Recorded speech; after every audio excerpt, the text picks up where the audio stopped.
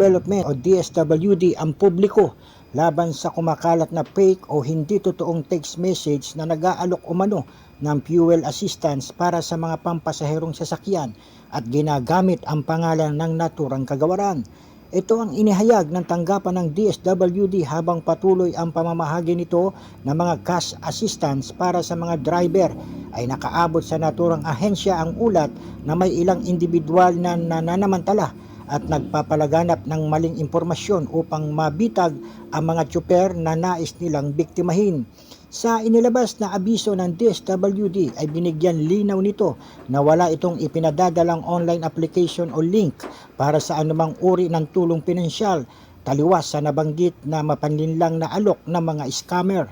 Nakasaad sa babala ng DSWD na personal lamang ang ipinamamahaging tulong pinansyal ng pamahalaan para sa mga benepisyaryo mula sa listahan ng mga lokal na gobyerno maging ng Land Transportation Franchising and Regulatory Board o LTFRB at ng Transportation Network Company o TNC. Pinayuhan naman ng naturang kagawaran ang madla na iwasan ang agarang pag-click ng anumang kaduda-dudang link at huwag magbibigay ng personal na impormasyon para hindi maging biktima ng mga peking patalastas o anunsyo ukol sa inaalok na ipinagkakaloob na tulong.